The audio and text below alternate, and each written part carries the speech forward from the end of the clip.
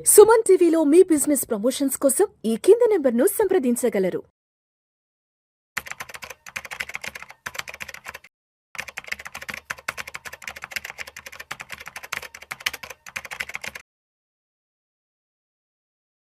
Suman TV ప్రేక్షకులకు స్వాగతం. నేను doctor Anil Kumar Bachchu, certified financial ప్లానర్‌ని.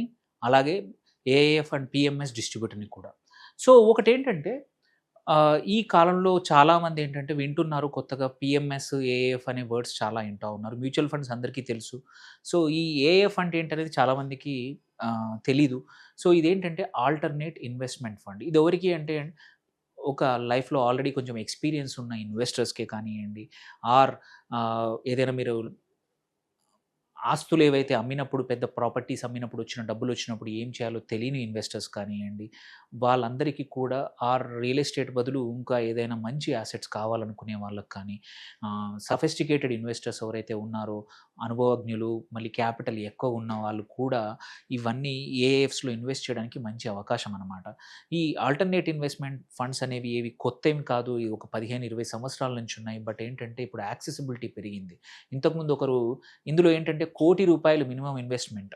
So, ఇంతకుముందు ₹1,00,00,000 పెట్టే వాళ్ళు, ఇన్వెస్ట్ చేయగలిగే వాళ్ళు చాలా తక్కువగా ఉండేవాళ్ళు. బట్ నౌ విత్ ఎక్స్‌పీరియన్స్ చాలామంది మ్యూచువల్ ఫండ్స్‌లో కానీ, పీఎంఎస్‌లో కానీ, స్టాక్స్‌లో కూడా ఇన్వెస్ట్ చేస్తూ వాళ్ళ క్యాపిటల్‌ని పెంచుకొని ₹1,00,00,000 ఆ పైన చేసేవాళ్ళు చాలామంది ఉన్నారు. అలాగే ప్రాపర్టీ వాల్యూస్ పెరగడం వల్ల కూడా ప్రాపర్టీ అమ్మినప్పుడు కొనడం ఆహ్, వాటిలో కూడా ద్వారా కూడా వచ్చే అమౌంట్ కూడా కోట్ల పైన వస్తోంది కాబట్టి ఏం చేయాలి అనుకునేవాళ్ళు. అండ్ రియల్ ఎస్టేట్ ప్రైజెస్ కూడా పెరిగాయి. దాని బదులు ఇంకా ఆల్టర్‌నేట్‌గా ఏదైనా కావాలనుకునే వాళ్ళకు ఇది ఆల్టర్‌నేట్ ఇన్వెస్ట్‌మెంట్ ఫండ్స్ అనేవి ఒక మంచి ఇన్వెస్ట్‌మెంట్ వెహికల్. ఎందుకు తెలుసుకుందాం కొంచెం వాటి గురించి. సో, ఇక్కడ అడ్వాంటేజ్ ఏందంటే దే ఆర్ రకరకాల ఇందులో ఏఎఫ్‌లో కూడా కేటగరీ 1 అని, 2 అని, 3 అని 3 రకాలున్నాయి. బట్ జనరల్‌గా ఏంటంటే మ్యూచువల్ ఫండ్‌కి కంపారబుల్ ఏంటంటే మాత్రం category 3 open ended mutual funds అనమాట. వీటికి ఓపెన్ ఎండెడ్ ఏఎఫ్స్ అనమాట. ఇవేంటంటే మ్యూచువల్ ఫండ్ లాగానే ఈక్విటీస్‌లో ఇన్వెస్ట్ చేస్తాయి. ఓపెన్ ఎండెడ్ అంటే ఎప్పుడంటే అప్పుడు ఇన్వెస్ట్ చేసుకోవచ్చు. ఎప్పుడంటే అప్పుడు ఎగ్జిట్ అవ్వచ్చు. వెరాజ్ సేమ్ ఏఎఫ్‌లో కేటగరీ 1, 2 ఈవెన్ కేటగరీ 3లో కూడా క్లోజ్డ్ ఎండెడ్ ఫండ్స్ ఉంటాయి.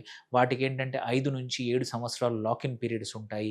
మచ్ మోర్ రిస్కియర్ ఉంటాయి. ఎప్పుడంటే అప్పుడు మన చేతిలో ఉండదు. డబ్బులు ఎగ్జిట్ కావాలి, రిడీమ్ చేయాలంటే. ఇన్వెస్ట్ చేయడం మన చేతిలో ఉండొచ్చు. బట్ ఎగ్జిట్ మన చేతిలో ఉండదు. వెరాజ్ ఓన్లీ వన్ కేటగరీ ఏంటంటే కేటగరీ 3 ఏఎఫ్స్‌లో ఈక్విటీ ఓపెన్ ఎండెడ్ మాత్రం మన చేతిలో ఉంటుంది. మనం ఇన్వెస్ట్ చేసినా సరే ఎగ్జిట్‌లో మ్యూచువల్ ఫండ్ లాగానే ఉండొచ్చు. బట్ ఆప్షన్ అనేది మన చేతిలో ఉంటుంది. సో, ఇక్కడ చూసుకుంటే అవేం తక్కువేం కాదు. ఏఎఫ్స్ కూడా నియర్లీ 13,500,000 కోట్లు ఏయుఎం ఉంది. మ్యూచువల్ ఫండ్స్ 85,00,000 ఉంది. ఇదేమి తక్కువ లేదు. 1/6 ఆఫ్ ఇట్. అట్లాగే చూసుకుంటే లాస్ట్ 5 ఇయర్స్‌లో ఇయర్ ఆన్ ఇయర్ పెరుగుతున్న యాసెట్ క్లాస్ 30% పెరుగుతా ఉంది ఏఎఫ్. రిటర్న్స్ కాదు. ఏఎఫ్ పెరుగుతా ఉంది. పాపులారిటీ పెరుగుతా ఉంది. ఇక్కడ నేను చెప్పినట్టు 1,00,00,000 అండ్ ఇంపార్టెంట్ సెబీ రిజిస్టర్డ్ ఇక్కడ కూడా. చాలామందికి భయం ఏంటంటే ఇదేదో 1,00,00,000 సరే, బట్ ఏఎఫ్ అంటే ఏదైనా వాళ్ళ ఇష్టం వచ్చినది ఇన్వెస్ట్ చేయొచ్చు అంటే కాదు. పక్కా సెబీ రిజిస్టర్డే. సెబీ అపాయింట్ చేసిన కస్టోడియన్ కానీ, రిజిస్ట్రార్ కంపల్సరీ ఉంటారు. దే ఎన్ష్యూర్ ఏం చేస్తారంటే మనం ఏవైతే మనం ఇన్వెస్ట్ చేసిన డబ్బులు, ఇన్వెస్టర్స్ ఇన్వెస్ట్ చేసిన డబ్బులు ప్రాపర్‌గా ఇన్వెస్ట్ అయ్యా లేదా? And at the same time ఆ స్టాక్స్‌ని హోల్డ్ చేసేవాళ్ళు కస్టోడియన్స్ అనమాట. దేర్ బై రిపోర్టింగ్ అనేది మల్టిపుల్ చోట్ల నుంచి ఎళ్తది కాబట్టి నీ డబ్బులు ఏమి కావు అనమాట. సెబీ మానిటర్ చేస్తుంది. అండ్ మనం చూసుకుంటే కేటగరీ 3 నియర్లీ 47% ఆఫ్ మొత్తం ఏయుఎం. అంటే ఇవే మోస్ట్ పాపులర్. ఎందుకంటే ఇన్వెస్టర్స్ కోరికైనా సరే ఎప్పుడంటే అప్పుడు ఇన్వెస్ట్ చేసుకోవడం, ఎగ్జిట్ చేసుకోవడం అనేది కూడా అవసరం కాబట్టి ఈ కేటగరీ 3 ఏఎఫ్స్ పాపులర్ అయ్యాయి. సో, ఫస్ట్ థింగ్ ఏంటంటే అవంటే ఏంటి? అవి ఎందుకు చూద్దాము. మనం చూసుకుంటే 3 కేటగరీస్‌ని చెప్పాను. కేటగరీ 1 వచ్చేసి యూజువల్లీ వెంచర్ క్యాపిటల్ ఏఎఫ్‌లు, ఇన్‌ఫ్రాస్ట్రక్చర్ ఏఎఫ్‌లు ఆర్ ఎస్ఎంఈ ఏఎఫ్‌లు అనమాట. ఇక్కడ యూజువల్లీ గవర్నమెంట్ సపోర్ట్ చేస్తుంది. ఇక్కడ కొన్నిట్లలో 25,00,000 మినిమమ్‌తో కూడా ఇన్వెస్ట్ చేయొచ్చనమాట. అండ్ ఇది లాంగ్ టర్మ్ స్టార్టప్స్‌కి వీటికి వెంచర్స్‌కి హెల్ప్ చేయడానికి ఆర్ కొన్ని సోషల్ సెక్టర్స్‌ని హెల్ప్ చేయడానికి ఈ కేటగరీ 1 ఏఎఫ్స్‌లుంటాయి. దెన్ కేటగరీ 2 వచ్చేసి ఇక్కడ ప్రైవేట్ ఈక్విటీ కానీ, రియల్ ఎస్టేట్ ఫండ్స్, డెట్ ఫండ్సే గానియండి, ఇవి ఇక్కడుంటాయి. ఇక్కడ యూజువల్లీ ఏందంటే ఎటువంటి లీవరేజ్ వాడడానికి ఉండదు. అంటే అడ్వాన్స్డ్ హెడ్జింగ్ స్ట్రాటజీస్ వాడడానికి ఉండదు. They are more closed ended. అంటే 3 సంవత్సరాలు, 5 సంవత్సరాలు, 7 సంవత్సరాలు క్లోజ్ ఉంటాయి. ఫండ్ మేనేజరే చెప్తారు ఎప్పుడు ఎగ్జిట్ అవ్వాలి అనేది వాళ్ళే ఇస్తారనమాట. సో ఇదేంటంటే more of a safety. Example debt category 2 ఉన్నాయి. మీకు 16, 17% కంపల్సరీ ఐఆర్ఆర్ ఇస్తామనే ఫండ్స్ ఉన్నాయి. అలాంటి వాళ్ళకి ఎవరైతే మల్టిపుల్ మేబీ హెచ్ఎన్ఐలో ఎవరికైతే 4, 5 కోట్లు ఉన్నప్పుడు ఒక 2 కోట్లు డెట్ పెట్టుకోవాలనుకుంటే category 2 AF probably good option.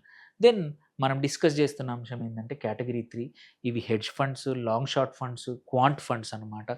ఇవి ఒకటి కావాలనుకుంటే లీవరేజ్ చేసుకోవచ్చు. అంటే వాళ్ళ దగ్గర ఒక 100 కోట్ల ఏయుఎం ఉంటే కావాలంటే ఇంకో 10 కోట్ల అప్పు తెచ్చైనా మంచి అవకాశం ఉంటే ఇన్వెస్ట్ చేసుకునే అవకాశం ఉంది. అట్లాగే డెరివేటివ్స్ వాడుకోవచ్చు. అంటే షార్ట్స్ అంటే మార్కెట్స్ పడ్డా గానీ, పెరిగినా గానీ వాళ్ళు డబ్బులు సంపాదించడానికి అడ్వాన్స్ హెడ్జింగ్ స్ట్రాటజీస్ కూడా వాడుకోవచ్చు. And returns are purely purpose ఇక్కడ. అండ్ ఇది యూజువల్లీ ఓపెన్ ఎండెడ్ కూడా ఉన్నాయి ఇందులో. దెన్ వై కేటగిరీ 3 ఎందుకు ఇవి 3 రకాలు ఉన్నాయి. ఇది ఎందుకంటే ఫస్ట్ థింగ్ రిటర్న్స్ ఫోకస్డ్ ఇక్కడ. ఇక్కడ మనకు మాక్సిమం రిటర్న్స్ ఎట్లా క్రియేట్ చేయాలి. ఈవెన్ మార్కెట్స్ పెరుగుతున్నప్పుడు కూడా, మార్కెట్స్ పడిపోతున్నప్పుడు కూడా ఫండ్ మేనేజర్ యొక్క అవకాశం అంటే అవసరము పర్పస్ ఓన్లీ హెడ్జింగ్, డెరివేటివ్స్ వాడుకొని at the same time long only investment వాడుకొని రిటర్న్స్ చేస్తారు. And open ended like mutual funds ఆ ఫ్లెక్సిబిలిటీ మంత్లీ, క్వార్టర్లీ మనం నెలకు 1, 2 సార్లు ఆప్షన్ ఇస్తారు మనం ఎగ్జిట్ అవ్వడానికి. కొన్ని కేసుల్లో ఇందులో వీటిలో 3 ఇయర్స్, 7 ఇయర్స్ లాక్ ఇన్ అనేది ఉండదు. దెన్ అవసరం ఉంటే లీవరేజ్ కూడా తీసుకుంటారు fund manager. Up to 2x వరకు ఎన్ఏవి వరకు పర్మిషన్ ఉంది. సెబీ పర్మిషన్ ఇస్తుంది. బట్ అందరూ తీసుకోవాల్సిన అవసరం లేదు. కొన్ని స్పెషల్ కేసుల్లో ఫండ్ మేనేజర్ వాళ్ళే తీసుకుంటారు. దెన్ సఫిస్టికేటెడ్ స్ట్రాటజీస్ మామూలుగా మ్యూచువల్ ఫండ్స్‌లో కానీ, వేరే వాటిల్లో వాడని ఇక్కడ అవకాశం ఉంది. మీరు లాంగ్ షార్ట్ ఈక్విటీ ఇప్పుడు కొత్తగా ఎస్ఐఎఫ్‌లో వచ్చింది. బట్ ఎప్పటినుంచో ఏఎఫ్‌లో ఉంది. క్వాంట్ మోడల్స్ ఏవైతే చాలా రకరకాల మోడల్స్ టెస్ట్ చేయొచ్చు. ఆర్బిట్రాజ్ ఆపర్చునిటీస్, ఆప్షన్స్ వాడుకోవచ్చు. ప్రొటెక్షన్ చేసుకోవడానికి కానీ, ఫ్రెష్ రిటర్న్స్ జనరేట్ చేసుకోవడానికి కూడా ఆప్షన్స్ వాడుకోవడానికి ఏఎఫ్‌లో అవకాశం ఉంది. సో ఈ స్ట్రాటజీస్ అనేవి వేరే ఇన్వెస్ట్‌మెంట్ ఆప్షన్స్ లేవు. వేరే వెహికల్స్‌లో లేవన్నమాట. సో ఎవరికైతే మంచి రిటర్న్స్ కావాలి, ప్యూర్ ఫోకస్ ఆన్ రిటర్న్స్ అంటే ఏఎఫ్స్ ఒక మంచి ఆప్షన్. సో ఇక్కడ మనం చూసుకుంటే ఏఎఫ్స్‌లో ఏంటి మినిమమ్ ఇన్వెస్ట్‌మెంట్ వచ్చేసి 1 crore. కేటగిరీ 3కి minimum 1 crore. Okay. So then coming to liquidity. ఇక్కడ ఏంటంటే మ్యూచువల్ ఫండ్‌లో డైలీ లిక్విడిటీ ఉంటుంది. ఇక్కడ మంత్లీ ఉంటుంది మోస్ట్ ఆఫ్ ద కేటగిరీ 3 అనమాట. సో మీరు ప్రతి మంత్ ఒకసారి వాళ్ళు విండో ఇస్తారు. ఆ టైంలో మీకు డబ్బులు కావాలంటే, ఎగ్జిట్ కావాలన్నా మీరు రిక్వెస్ట్ ఇచ్చేయొచ్చు. టిపికల్ రిటర్న్స్ మనం చూసుకుంటే నేను రియల్ ఎస్టేట్ కంపేర్ చేద్దాము. చూసుకుంటే ఇక్కడ 8-12% ఐఆర్ఆర్ వర్కౌట్ అవుతుంది. బట్ ఇక్కడ 15-30% or even higher top funds ఏవైతే ఉన్నాయో, మనం ఇక్కడ రియల్ ఎస్టేట్‌లో 50 లక్షల నుంచి 1 crore మినిమమ్ టికెట్ సైజ్. ఇక్కడ 1 crore సరిపోతుంది. ఇక్కడ 5, 6, 7 కోట్లు, 8 కోట్లు పెట్టాలి కమర్షియల్ రియల్ ఎస్టేట్ అయితే. లిక్విడిటీ ఇక్కడ ఇయర్స్ పట్టొచ్చు. రియల్ ఎస్టేట్‌లో అంత ఈజీగా అమ్మడం కష్టం. ఇక్కడైతే నీకు ఈజీగా డిఫైన్డ్ పీరియడ్స్ ఉన్నాయి. Returns are higher.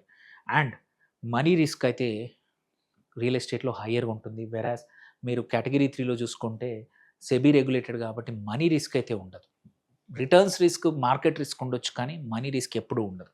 Then management చూసుకుంటే ఇక్కడ ప్రొఫెషనల్ ఫండ్ మేనేజర్ ఉంటారు. మీరు ఏం చేయాల్సిన అవసరం లేదు. ఇక్కడ మీరు ప్రాపర్టీస్ కొనుక్కున్నారంటే మీరే ఆర్ ఇంకొకరిని మనిషిని పెట్టి మనమే యాక్టివ్‌గా మనమే మేనేజ్ చేయాలి. మన ఇన్వాల్వ్‌మెంట్ అవ్వదు. అట్లాగే లీవరేజ్ తీసుకుంటే ఇక్కడ తీసుకోవచ్చు మార్ట్‌గేజ్. ఇక్కడ కూడా లీవరేజ్ ఆప్షన్ ఉంది. దెన్ టాక్సేషన్ చూస్తే ఇక్కడ ఫండ్ లెవెల్‌లో సింప్లర్ వాళ్ళే ట్యాక్స్ పే చేశాక రిటర్న్స్ ఏమున్నాయో మన చేతికుంటాయి. ఇక్కడ long term capital gain, short term capital gain, ఆ రెంటల్ మీద రిటర్న్స్, టాక్సేషన్ అనేది పక్కా ఉంటుంది. సో మనం చూసుకుంటే లాంగ్ టర్మ్ మాత్రం 20-25% సిఏజీఆర్ మనం ఇక్కడ నుంచి ఎక్స్పెక్ట్ చేయొచ్చు. వెరాజ్ రియల్ ఎస్టేట్ ఏంటంటే అంత పర్ఫార్మెన్స్ అంత వస్తుందనే అవకాశం లేదు. అండ్ లిక్విడిటీ అనేది మేజర్ ఇష్యూ అనమాట. So on the whole real ఎస్టేట్‌లో 2-3 కోట్లు పెట్టి ఎక్కడో కొనే కన్నా ఒక 2 ఏఎఫ్స్‌లో స్ప్లిట్ చేసుకుంటే ఏంటంటే రెగ్యులర్ రిటర్న్స్ వస్తాయి. మీకు ఎటువంటి రిస్క్ ఉండదు. కబ్జా లాంటి ఇష్యూస్ కానీ ఎటువంటి ఇష్యూస్ లేకుండా రిటర్న్స్ పొందొచ్చు అనమాట. సో మామూలుగా మరి మార్కెట్ రిటర్న్స్ ఇంతెందుకు వస్తాయి అనే క్వెషన్ అందరూ అడిగేదనమాట. సో ఇంపార్టెంట్ ఏంటంటే ఒకటి లాంగ్ షార్ట్ ఈక్విటీ ఆప్షన్ ఉంది. అంటే అండర్ వాల్యూ స్టాక్స్‌ని కొనడమే కాకుండా ఓవర్ వాల్యూడ్ స్టాక్స్‌ని షార్ట్ కూడా చేసుకుంటారు వీళ్ళు. So thereby additional returns వస్తాయి. మ్యూచువల్ ఫండ్స్ కానీ most of the time only long ఉంటాయి కాబట్టి ఈ ఆప్షన్ ఉండదు. Then usually exposure long exposure only 40-80% తీసుకుంటారు. దేనిపై ఏందంటే మార్కెట్స్ అప్స్ అండ్ డౌన్ అయినా గానీ అంత ఎక్కువగా పడిపోదు నీ ఏఎఫ్ పోర్ట్‌ఫోలియో.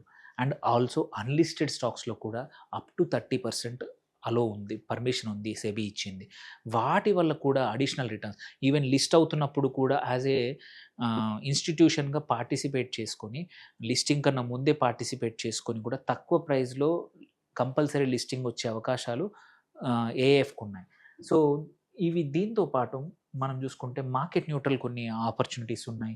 అట్లాగే క్వాంట్ స్ట్రాటజీస్ ఉన్నాయి. మనం సిస్టమాటిక్ ఇందులో ఏందంటే ఆల్గోరిథమ్ డ్రివెన్. సో, వీళ్ళు మంచి మంచి ఆల్గోరిథమ్ క్వాంట్ ఫండ్స్ కూడా ఏఎఫ్స్‌లో ఉన్నాయి. దెన్ బ్యాక్ టెస్ట్ చేసుకున్నాయి. ఇది ఓన్లీ క్వాంట్ ఓన్లీ థియరిటికే కాదు, బ్యాక్ టెస్ట్ చేసుకొని బ్యాక్‌లో డిఫరెంట్ మార్కెట్ సైకిల్‌లో కూడా మంచిగా పెర్ఫార్మ్ చేసిందా లేదా చూసుకుంటారు. సో, దెన్ ఇంకోటి అబ్సల్యూట్ మల్టీ అసెట్ కేటగిరీస్ కూడా ఏఎఫ్స్‌లో వచ్చాయి. దేర్‌బై ఏంటంటే ఇన్ని రకాల స్ట్రాటజీస్ ఉన్నాయి కాబట్టి ఏ ఇన్వెస్టర్‌కైనా సరే ఏఎఫ్స్ అనేది దొరుకుతాయి. లైక్ మ్యూచువల్ ఫండ్‌లో ఎన్ని ఆప్షన్స్ ఉన్నాయో ఏఎఫ్స్‌లో కూడా రకరకాల స్ట్రాటజీస్ మనకు అవసరానికి తగ్గట్టు, మన రిస్క్ ప్రొఫైల్ తగ్గట్టు, మన మైండ్ సెట్‌కి తగ్గట్టు, మన ఎక్స్‌పీరియన్స్ తగ్గట్టు మనం ఏఎఫ్స్ చూస్ చేసుకోవచ్చు. సో, దే ఆర్ మెనీ ఫండ్స్ ఉన్నాయి ఇక్కడ.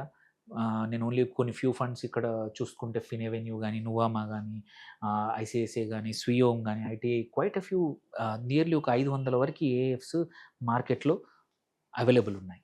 Then coming to just category 3 ఏఎఫ్స్‌ని కంపేర్ చేసుకుంటే అగైనెస్ట్ నిఫ్టీ 50 చూసుకుంటే రియల్ ఎస్టేట్ యావరేజ్ ఐఆర్ఆర్ చూసుకున్నా గానీ, మీరు చూస్తే 1 ఇయర్ టైమ్ పీరియడ్‌లో కానియండి, 2 ఇయర్ టైమ్ పీరియడ్‌లో 19%, 3 ఇయర్‌లో 28, 5 ఇయర్ 22 ఇది యాజ్ ఆన్ టుడే కూడా చూసుకున్నా. ఎందుకంటే they are consistently beating Nifty and also real estate returns also. So, మనం ఏఎఫ్ ఏఎఫ్ ఇండస్ట్రీ కూడా 28%తో గ్రో అవుతా ఉంది. And most of the returns are 27%, 28% long term category 3 average. Category average imagine చేయండి, category average 28 ఉంటే కొన్ని some of the funds actually given higher also. So, on the whole మనం చూసుకుంటే AS గురించి చూసుకుంటే ఒకటి ఓవర్ ఇన్వెస్ట్ చేయాలి. Very important question. ఎవరు దొరికితే వాళ్ళు కాదు. ఎవరికైతే అపెటైట్ ఉంటదో వాళ్ళకే చేయాలి. మినిమమ్ ఒక 1.5 2 కోట్ల సర్ప్లస్, ఇన్వెస్టబుల్ సర్ప్లస్ ఉంటేనే ఒక రూ. 1,00,00,000 ఇందులో చేయండి. సెకండ్, మినిమమ్ ఒక 2-3 ఇయర్స్, 3+ ఇయర్స్ నీకు ఓపిక ఉంటేనే ఏఎఫ్‌లోకి రండి. తర్వాత వచ్చేసి ప్రొఫెషనల్ ఎవరైతే చాలా కొన్నేళ్ల నుంచి చేస్తా ఉన్నారో 3-4 కోట్ల పోర్ట్‌ఫోలియో ఉందో వాళ్ళు కూడా ఇందులోకి రావచ్చు. మళ్ళీ ఎన్ఆర్ఐస్ ఎవరైతే ఉన్నారో ఇండియాలో ఉండరు. రియల్ ఎస్టేట్‌లో రెగ్యులేషన్ తెలీదు. ఎక్కడ పెడతామో ఏమో తెలీదు. దాని బదులు ఏఎఫ్‌లో పెట్టుకోండి. ఏఎఫ్‌లు బోత్ ఇండియాలో ఉన్నాయి. గిఫ్ట్ సిటీ ఏఎఫ్స్ కూడా ఉన్నాయి. అక్కడ $150,000 మినిమమ్. సో, వాటిలో కూడా ఏంటంటే కంట్రోల్ మీ చేతిలో ఉంటుంది. రిటర్న్స్ ఇండియాలో ఉంటాయి. Wonderful returns. మీకు తగ్గట్టు మీ రిస్క్ ప్రొఫైల్ తగ్గట్టు ఏఎఫ్ సెలెక్ట్ చేసుకోవచ్చు. దెన్ ఇక్కడ కూడా మనం చూసుకుంటే ఎలా స్టార్ట్ చేయొచ్చు ఏఎఫ్స్ అంటే సెబీ రిజిస్టర్డ్ కేటగిరీ 3 ఏఎఫ్స్ చాలా ఉన్నాయి. మనం అది చెక్ చేసుకోవచ్చు. ఫండ్ మేనేజర్లు, అడ్వైజర్లు చాలామంది ఉన్నారు. ఇది డైరెక్ట్‌గా చేసినా, నువ్వు ఒక అడ్వైజర్‌తో చేసినా ఏం పెద్ద తేడా ఉండదు. ఎందుకంటే ఇందులో డైరెక్ట్ రెగ్యులర్ అనే ప్లాన్‌లు మ్యూచువల్ ఫండ్ లాగా ఉండవు. పీఎంఎస్‌లో కానీ, ఏఎఫ్‌ల్లో కానీ బెటర్ ఏంటంటే ఒక అడ్వైజర్ ద్వారా వెళ్తే ఏంటంటే ఉన్న యూనివర్స్‌లో ఏది మంచిదో మీకు సజెస్ట్ చేస్తారు. లేకపోతే వాళ్ళ దగ్గర ఉన్న స్ట్రాటజీయే బెస్ట్ అని చెప్పేసి మీకు అంటగట్టే అవకాశం ఉంది. సో, అందుకోసం ఇక్కడ మాత్రం మీకు advisor much more important PMS and ఏఎఫ్స్‌లో. దెన్ యూజువల్లీ ఏంటంటే కొత్త ఫండ్ చేసేప్పుడు పీపీఎం అంటే ప్రైవేట్ ప్లేస్మెంట్ మెమోరాండం ఇస్తారు. అట్లాగే కేవైసీ అవన్నీ చేసేసుకొని చేసుకోవచ్చు. మినిమమ్ కొన్ని కేసుల్లో ఏంటంటే 1 crore ఒకటేసారి అప్‌ఫ్రంట్ ఇయ్యాల్సి వస్తుంది. కొన్ని కేసుల్లో ఒక 3-4 ట్రాన్షేలో ఇన్వెస్ట్ చేయమంటారనమాట.